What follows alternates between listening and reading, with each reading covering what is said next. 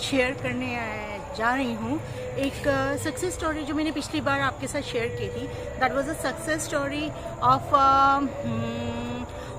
Patient जिसको uterus में calcification हो गया था। मैंने आपको बताया था कि पहले उनका 12 mm कैल्सिफिकेशन डिटेक्ट हुआ, फिर उसके बाद 10 mm हुआ। अब थर्ड चीज़ ये है कि उनका लास्ट में 7 mm कैल्सिफिकेशन होने के बाद that got remove totally. So why I am sharing this, मेरे ख्याल से चलते चलते करें तो अच्छा हो। Why I am sharing this to you is that I want to encourage मैं सब विमेन को एनकरेज करना चाहती हूँ कि वो अपने हेल्थ के बारे में जो हैं जागरूक हों और ये समझें कि हर चीज़ का मुकाबला करना पॉसिबल है।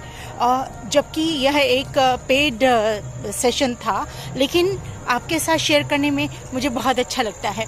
आपको ये बताना चाह रही हूँ कि वो उन सेशंस में, जबकि ये 2-3 महीने बहुत उनके लिए, पेशेंट के लिए बहुत ज़्यादा दर्दनाक निकले, लेकिन अल्टीमेटली वो अंत भला तो सब भला। सो हमने जो सेशंस लिए वो उसमें 3 चीज़ें इस्तेमाल की। पहला चीज़ है ho'oponopono prayer, right. Ho'oponopono prayer जो है वो हेल्थ के लिए मैंने वहाँ पर ऑलरेडी होपोनोपोनो जो लिस्ट है उसमें प्लेलिस्ट में मैंने डाला हुआ है। तो पहला जो है वो होपोनोपोनो प्रेयर आपको यूज़ करना है 108 टाइम्स, मॉर्निंग और इवनिंग में बोलना है ना। करना कैसे है? सो फर्स्ट पॉइंट इसका ये है सेशन का, यानी मैं आपके साथ पूरा पेड सेशन जो है वो शेयर कर रही हूँ। So first point, you have to say 108 times morning और इवनिंग में आई एम वेरी हेल्दी। आपको यू हैव टू टच, यानी जहाँ अगर आपको यूट्रस में प्रॉब्लम है तो आप उसको टच करेंगी और उससे पहले आप एक छोटी सी प्रार्थना बोलेंगी कि हे माय यूट्रस, अगर मेरे से कोई गलती हुई हो या मैंने जानबूझ के अनजाने में आपको दुख पहुँचाया हो, आपको परेशान किया हो, आपकी तरफ ध्यान ना दिया हो और अपनी टाइम की वजह से या मनी की वजह से, तो मुझे माफ़ करिए। हाथ रखे वहाँ पर। और साथ ही साथ आप यूनिवर्स को, अपने भगवान को या अपने गुरु को बोलेंगी कि मुझे ईश्वर ये क्षमता दीजिए कि मैं पूरी हेल्दी वापस से हो जाऊँ। ऐसा करते करते आप जो है आप प्रेयर बोलेंगी। 4 आपको मालूम है लाइनों की प्रेयर है। अगर आप यूट्रस के बारे में बोल रही हैं तो आप बोलेंगी, dear uterus please forgive me, I am sorry, I love you, thank you, I am sorry, please forgive me, I love you, thank you. So these are 4-line prayers you have to say. Prior to that you have to do what? You have to say sorry, maybe that आपने health की तरफ ध्यान नहीं दिया, ठीक। This is the first point. The second point, the third point is that मैं आपको साथ ही साथ स्विच वर्ड्स दूंगी। Switch words are the powerful words जो कि एक सेंटेंस की तरह बोले जाते हैं, और इन सेंटेंस को आप जब सेंटेंस की तरह बोलते हैं तो आपको ज़्यादा कहते हैं ना, ज़्यादा फोर्स से आपकी चीज़ें अच्छी होने लग जाती हैं। तो ये मैंने इस्तेमाल किया था उनके साथ। हाँ, अब जब सिस्ट के टाइम, क्योंकि she was not very sure कि वो स्विच वर्ड यूज़ करें या ना करें, अगर वो स्विच वर्ड्स साथ ही साथ यूज़ करती होपोनोपोनो के साथ, तो जो उनका सिस्ट है, she had to undergo the biopsy, तो उनको बायोप्सी करवानी पड़ी, उसमें उनका खर्चा भी हुआ।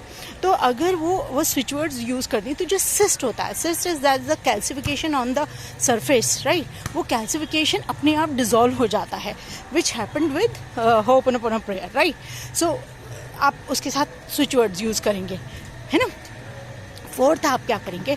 फोर्थ उसके बाद आप थैंक यू प्रार्थना जो बोलेंगे, that is for body, full body, right. क्योंकि पूरी बॉडी जो है, यानी हो प्रॉब्लम एक पार्ट में हो सकती है, लेकिन सारी जो चीज़ें हैं वो पूरा बॉडी मिलकर काम करती है। कुछ hormones, body organ hormone secrete करता है, कुछ जो है उसको रन करने में हेल्प करता है, और कुछ जो है उसको क्लियर करने में, मोटिवेट करने में। So the whole body works in coordination with with each other.